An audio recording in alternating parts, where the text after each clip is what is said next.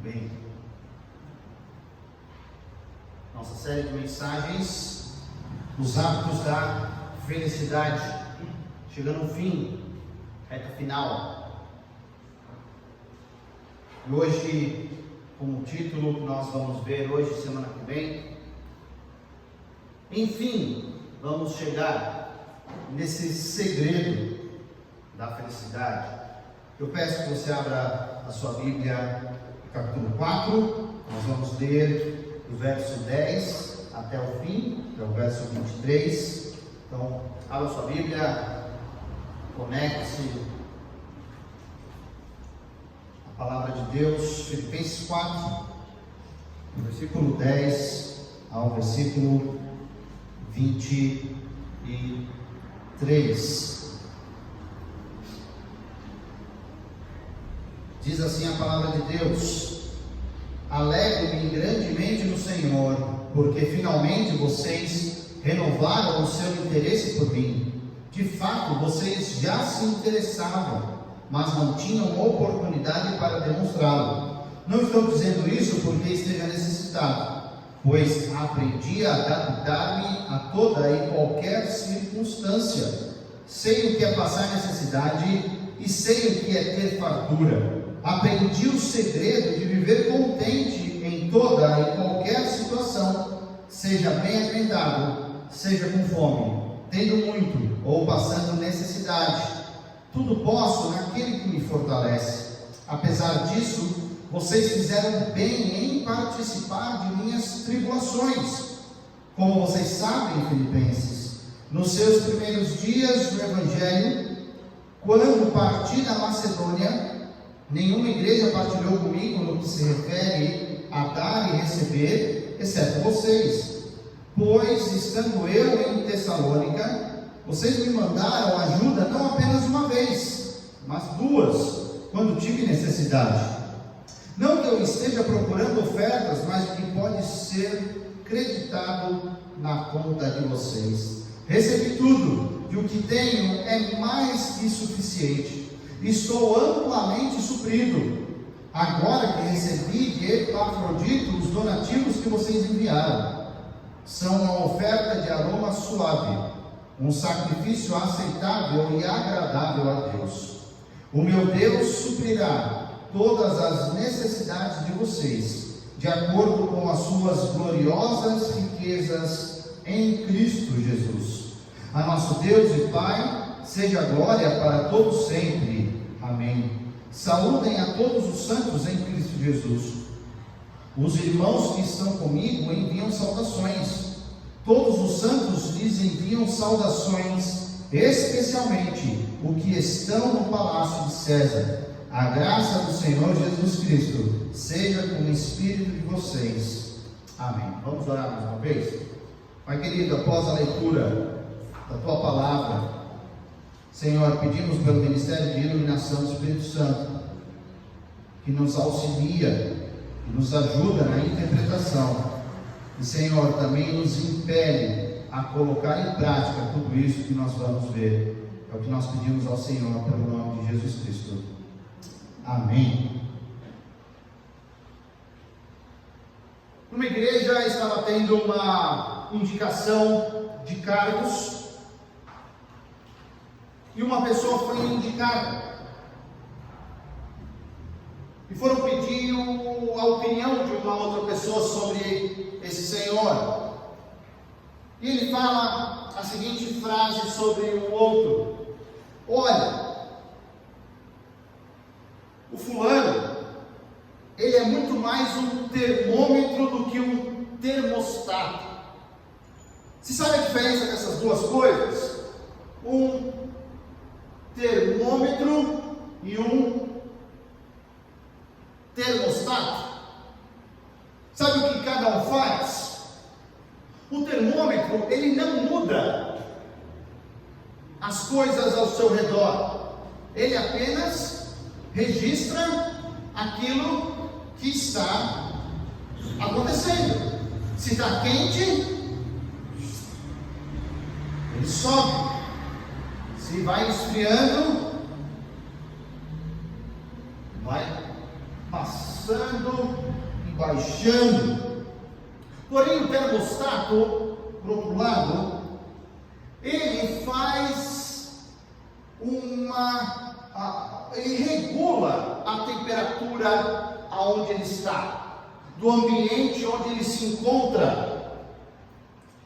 E ele pega e faz as alterações necessárias para que a temperatura daquele ambiente seja agradável, para que a temperatura daquele local esteja de acordo com o dono do local.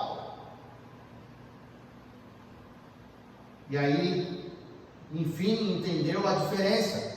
Aquele senhor, ele só registrava o que estava acontecendo na igreja, ele não tinha nenhuma capacidade de entender e alterar como o dono do local queria que fosse a diretriz e a temperatura. O termômetro, ele se deixa afetar por tudo aquilo que está ao seu redor. Se a gente fosse comparar e colocar o apóstolo Paulo em uma dessas duas, ele era um termostato. Em vez de ele ter esses altos e baixos espirituais, ele de uma maneira constante, ele propunha e ele ia adiante, regulando e levando mais pessoas a serem equilibradas.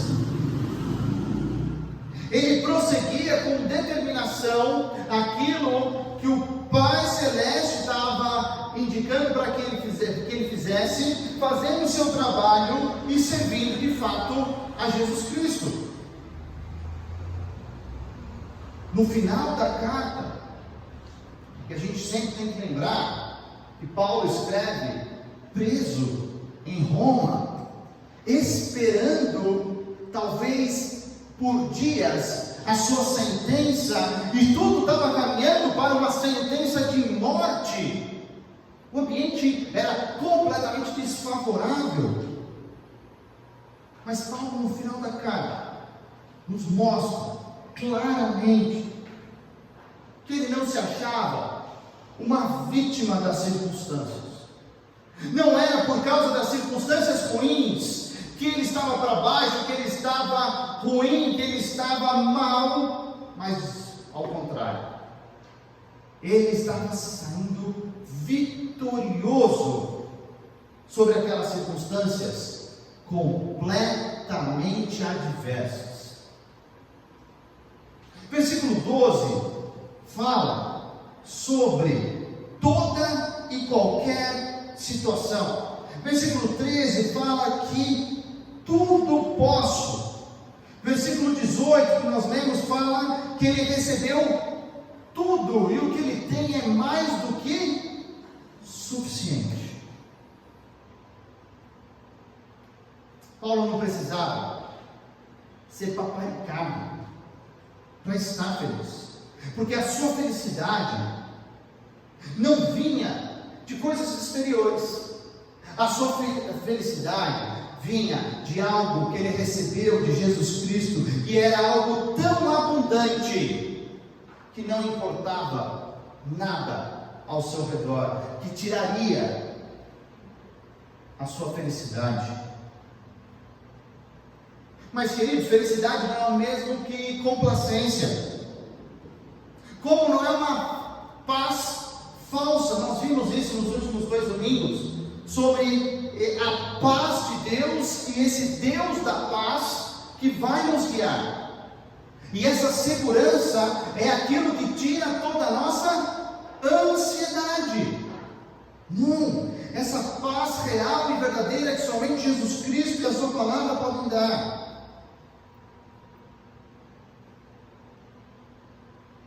E aquele cristão que entendeu a felicidade, ele não quer guardar só para ele quer compartilhar essa bênção, de encontrar segurança, de encontrar paz, de encontrar a real felicidade. Porém, como algumas pessoas dizem por aí, felicidade não é apenas fugir, ou acreditar que aquela realidade não está existindo, não.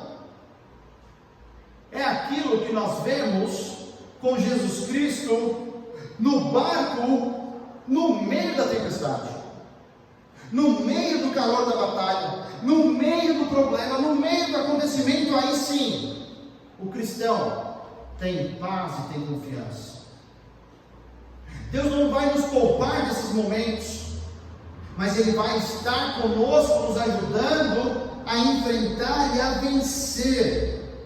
Versículo 11, final do versículo 11, diz assim: aprendi a adaptar-me a toda e qualquer circunstância. Duas palavrinhas, dois verbos aqui são importantes para nós, para a gente entender esse trecho. O verbo aprender e o verbo adaptar. O verbo aprender, ele nos traz a uma referência a aprender por experiência. Muito mais do que aprender na teoria, muito mais do que você sentar e ter uma aula sobre isso, não. Paulo aprendeu na prática, aprendeu por experiência como é viver em toda e qualquer situação. Não foi algo que ele imediatamente ali em Damasco, após ter esse encontro pessoal com Jesus Cristo, ele aprendeu. Foi algo com o passar dos anos, com o passar do seu relacionamento com Jesus Cristo, ele foi aprendendo por experiência. Quantas coisas difíceis o apóstolo Paulo passou para poder falar de fato esta frase.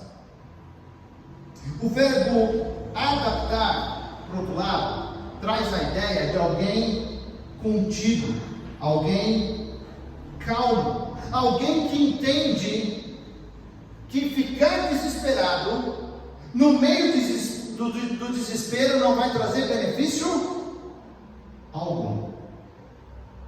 Calma. O recurso está dentro de mim.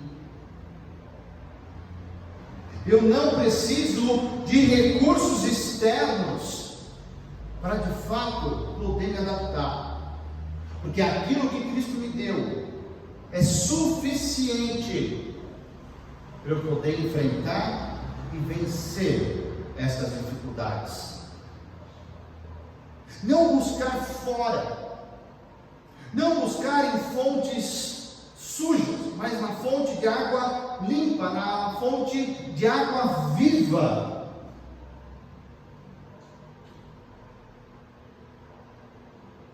Não é autossuficiência, não é alguém que não precisa de coisas fora, mas de fato é depender única e exclusivamente de Cristo, porque a nossa suficiência, nós não encontramos em nós mesmos as respostas a todos os nossos dilemas, aos nossos problemas, nós não encontramos dentro de nós, nós encontramos em Cristo.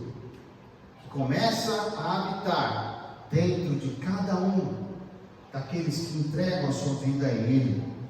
Então a gente não precisa desses substitutos externos. Nesse pedaço final, o apóstolo Paulo vai falar de 3 recursos espirituais que a gente tem que receber, que a gente tem que de fato vivenciar para dar essa suficiência e trazer essa felicidade. Nós vamos ver 2 hoje, semana que vem nós vamos ver o 3º e último. Primeiro recurso espiritual que a gente tem que entender é a providência soberana de Deus. Nessa era que nós vivemos e nessa aceleração das realizações científicas, nós estamos ouvindo cada vez menos sobre providência de Deus, porque o mundo quer passar essa grande ideia que a criação ou aquilo que existe aquilo que está, é uma grande máquina que tem as suas próprias leis, regidas por elas mesmas, criadas por elas mesmas, e isso não tem nenhuma interferência externa de alguém, de um Criador, muito menos de um Deus.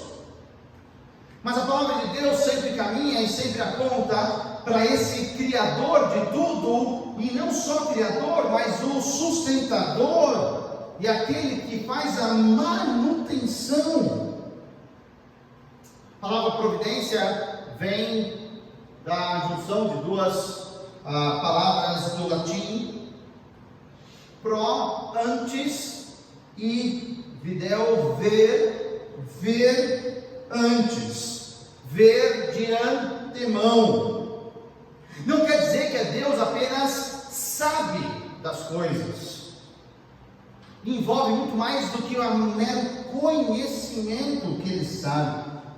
Mas é Deus realizando a sua obra de maneira antecipada. É Deus ordenando todas as circunstâncias e todas as situações, de modo que cada uma delas vão cumprir o propósito que Deus tem para elas.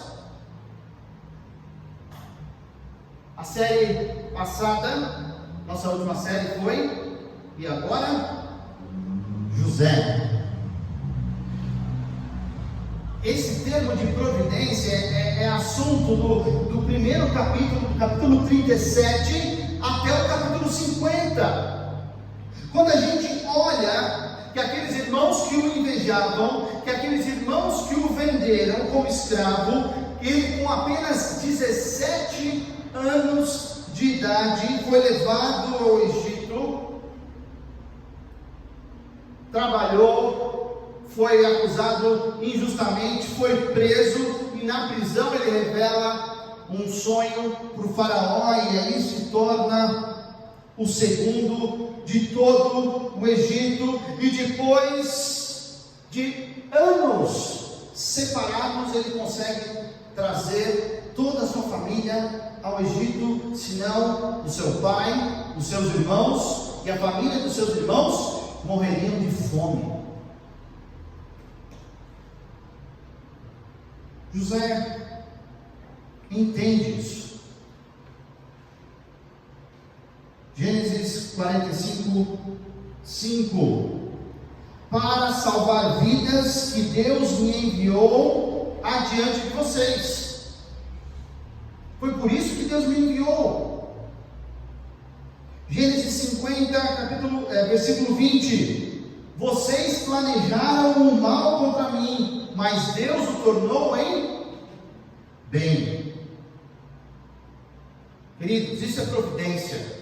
Providência é Deus governando e predominando sobre todas as situações da vida. Imagina o terror dos irmãos de José quando ele enfim se revela.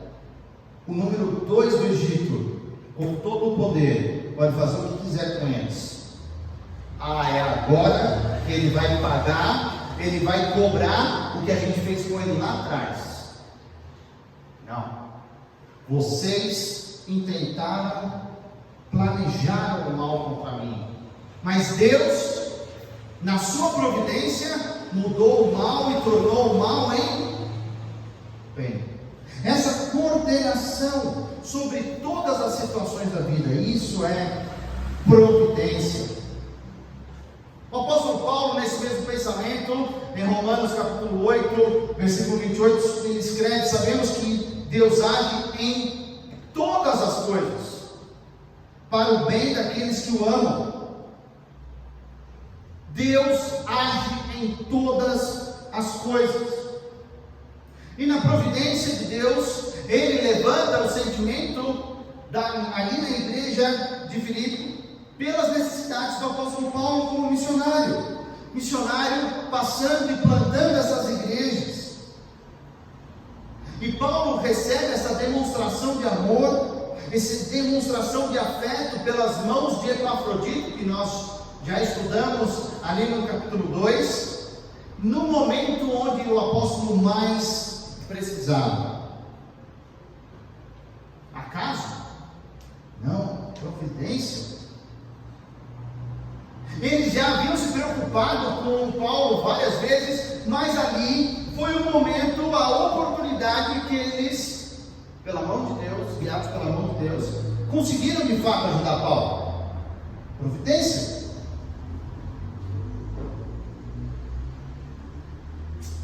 Felizmente hoje, muitos cristãos têm a oportunidade de contribuir para missões, e nós sempre estamos nas campanhas de missões mundiais, 1.800 missionários espalhados pelo mundo, missões estaduais, mais de 100 missionários espalhados pelas Minas Gerais, missões nacionais, acabamos a campanha de missões nacionais há pouco tempo, 800 missionários espalhados pelo nosso país, mas falta interesse.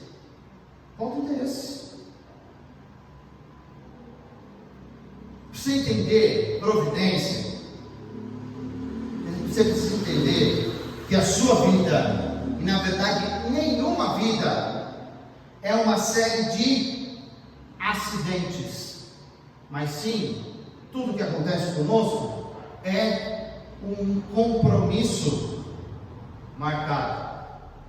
Talvez não por você, talvez não pela pessoa que você vai encontrar, mas com certeza é um compromisso marcado pelo nosso Deus.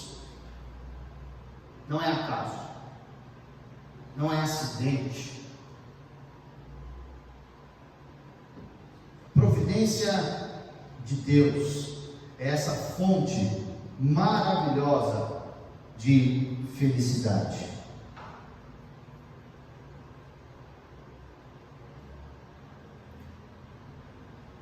Segundo recurso espiritual que nós vamos ver, do 11 ao 13, é esse poder infalível. O apóstolo Paulo quer deixar mais uma vez muito claro que ele não está reclamando de nenhuma situação. Ele não está colocando Deus na parede e fala assim: eu precisava de muito mais coisas, o Senhor não me deu. Ele não está se queixando, porque a gente já viu várias vezes que a felicidade dele não dependia das circunstâncias e também não dependiam das coisas. A felicidade dele não era algo que estava atrelado à prosperidade, à pobreza. E quantas vezes a gente viu isso no início da nossa caminhada aqui em Filipenses? A gente coloca sempre atrelando algo. Não, quando acontecer isso na minha vida, e talvez aí comecem os eventos em relação à educação. Não, quando eu me formar, quando eu fizer um mestrado, quando eu fizer, aí sim eu vou ser feliz. Em relação a relacionamento, não, quando eu tiver um namorado, quando eu casar, quando eu tiver filho, quando eu for avó, e a gente vai atrelando. Não, quando eu tiver a minha profissão, e a gente, de fato, nunca vai viver isso, porque a felicidade, ela é um subproduto da salvação, do verdadeiro caminho com Deus. Porque quando chega, fala assim: nossa, chegou aquele momento que eu tanto esperava. Igual o presente de Natal com criança, né? Uma semana dura muitas vezes. Não depende. Quando todos nós aprendemos a passar necessidade, quando as dificuldades de fato batem na nossa porta, quase todo ser humano, ele vai correr para a divindade, e nós vamos correr para o nosso Deus. Quando bate a necessidade, a gente vai aos pés do nosso Deus. Mas sabe o que é difícil? É continuar perto do nosso Deus quando nós temos fartura. Prosperidade tem causado mais estragos na vida dos cristãos do que a adversidade. Os nossos dias são dias de extrema prosperidade. Porque o secularismo, porque o mundanismo, porque o ateísmo e tantas outras formas têm avançado tanto? Porque as propriedades, os recursos, têm total capacidade de se tornar um Deus na nossa vida e substituir o Deus que merece toda a honra e todo o poder.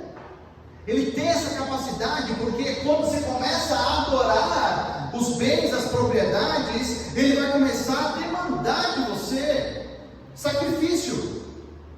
E aí, nesse altar do dinheiro e das posses, a gente começa a sacrificar outras coisas.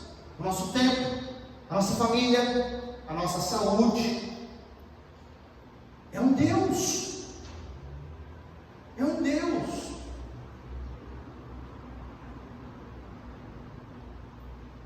Um dos problemas das igrejas ali, de uma das 7 igrejas no Apocalipse, era exatamente esse.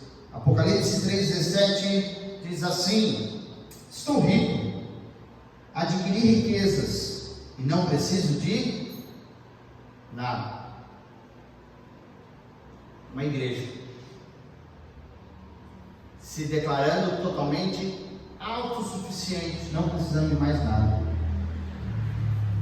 No versículo 12, nós temos uma expressão bem interessante, quando ele fala que ele aprendeu o segredo. Tempo atrás tinha até um livro com esse nome, né? Sobre como o poder das palavras, e colocava numa tentativa de manipulação mental que as palavras têm o seu poder, e esse era o tal segredo que a pessoa tinha dito. O segredo aqui, esse segredo que ele começou a aprender, era algo bem parecido que acontecia ali com as religiões pagãs gregas, quando a pessoa caminhava e iam aprendendo segredos íntimos daquela religião, várias coisas, oráculos maravilhosos ali, que só alguns tinham acesso, não era todo mundo, você tinha que estar num nível especial. Mas o apóstolo Paulo fala que no cristianismo, diferente de todos esses, todos nós temos acesso para aprender, ser iniciado nesse segredo. Sabe por quê? As tribulações e as provações são o que nos iniciam no segredo da felicidade.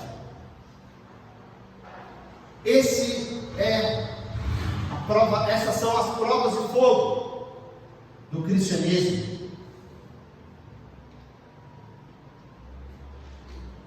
Pobreza, prosperidade. E aí, na sequência desses versículos, vem o versículo 13, talvez um dos versículos mais mal interpretados de toda a palavra de Deus. Tudo posso naquele, em quem? Em Cristo, que me fortalece. Cristo era o poder, Ele era o que dava a felicidade de fato. Se nós mudarmos todo esse versículo, como algumas pessoas acham que a mera repetição dele, ou o poder da realização está em mim, você não entendeu nada, esse versículo não significa nada para você. Cristo vivendo dentro de Paulo era o grande poder para ele realizar tudo, porque esse poder era o que o fortalecia. Você parar para pensar, toda a natureza ela depende de recursos que são ocultos, que são difíceis, ou a olho nu, numa primeira olhada você não vê. Por exemplo, a gente vê essa parte aqui, certo? Os galhos, a copa, as folhas, talvez os frutos, dependendo da árvore, mas muitas vezes a maior parte, a parte que vai extrair os nutrientes, os sais minerais, a água, a sustentação, a gente não vê. Está lá no mais profundo, no escuro, nas profundezas. E os nossos rios? Nós nos orgulhamos de ter o maior rio do mundo, não é verdade? Amazonas. Maior em tamanho, maior em volume, é um espetáculo. Mas como que eles nascem? Onde que nasce o Amazonas? Um pedacinho dele. Não nessa paisagem, tá, gente? Nesses montes cobertos de neve no Peru, onde, de uma maneira muito natural, a água vai descongelando, vai formando um riacho pequenininho, raso, e vai se encontrando com outros, e vai se encontrando até formar um rio que parece um mar, de tão grande e tão fundo que é o Amazonas. A parte mais importante, muitas vezes a gente nem sabia. As raízes a gente não vê, que não se importa com elas. E na nossa vida? A nossa parte mais importante, queridos, é quem você é sozinho. Só Deus vê. As suas orações no íntimo, como Deus nos ensina, fechada a tua porta, você ora pelo Pai que vem em secreto. As suas leituras, tantas noites que você dormiu chorando, conversando com Deus, tantas alegrias que só tinha você e Deus.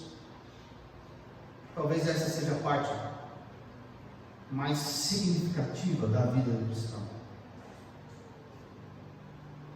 Esses recursos profundos que nós adquirimos no nosso relacionamento constante e diário com o nosso Deus, é aquilo que vai nos fortalecendo para enfrentar qualquer coisa, para enfrentar a pressão da vida, para enfrentar um mundo que está cada dia pior. Era disso que Paulo dependia, desse poder de Cristo operando por meio da sua vida. Ele tudo podia, mas somente se fosse em Cristo. Esse era o lema da vida de Paulo. Uma tradução que chamou muito a minha atenção, no versículo 13, é a tradução da Bíblia Viva. Diz assim: porque eu posso fazer todas as coisas que Deus me pede, com a ajuda de Cristo, que me dá a força e o poder. Fazer as coisas que Deus me pede. Quantas coisas nós estamos fazendo que Deus não pediu para você?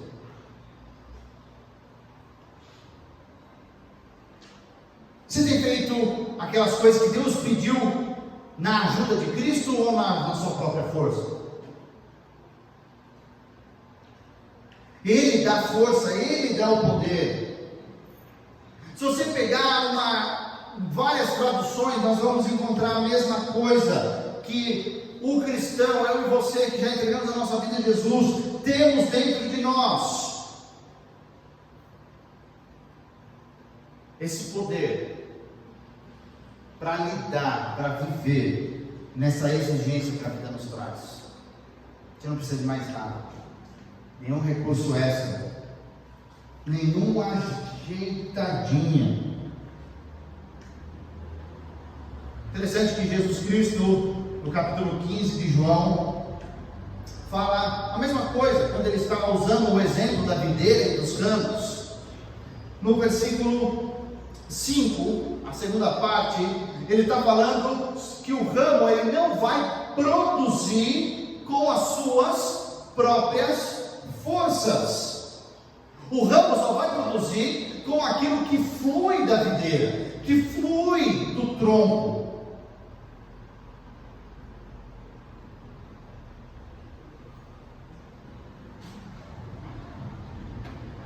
Se o ramo não produz, ele só serve para ser queimado. O único propósito do ramo da videira é dar fruto. Porque sem mim, vocês não podem fazer coisa alguma. Aí sim a gente entende o versículo 13, que o apóstolo Paulo podia ter passado por tudo aquilo, porque era Cristo que fortalecia para passar por todas aquelas dificuldades. Era Cristo que de fato o acompanhava. Vimos hoje então essa providência, Deus orquestrando tudo, e esse poder de Cristo em nós. Semana que vem nós vamos ver o terceiro e último. Nós vamos encerrar a nossa série. Algumas perguntas para a gente levar para casa esse trecho. Será que eu estou me colocando como vítima das circunstâncias? Será que eu entendo de fato que eu consigo tomar as decisões e aquilo à minha volta no máximo me influencia, mas não toma as decisões por mim? Não são as circunstâncias que fazem que você é. Ou nós temos sido vitoriosos sobre as circunstâncias, temos vencido as circunstâncias, ou eu estou me colocando como vítima da sociedade, da família, do trabalho, qualquer coisa. Próxima pergunta. Será que eu preciso ser paparicado para ser feliz, para estar feliz? Ou a minha felicidade vem daquilo que Cristo me dá, daquilo que não vai mudar, daquilo que não vai acabar, não vai se esgotar? Ou eu tenho que ser bajulado, paparicado para estar feliz? Próxima pergunta. Eu creio que Deus de fato governa sobre as situações da vida? Ou eu vou crendo em horóscopo, em série de acidentes, em acaso, que não existe uma regência do nosso Deus em tudo?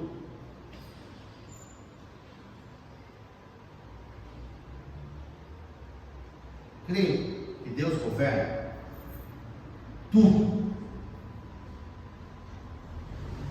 Por fim, eu já tenho dentro de mim todo o poder que eu preciso para lidar com as exigências da vida? Basicamente, quem tem o poder?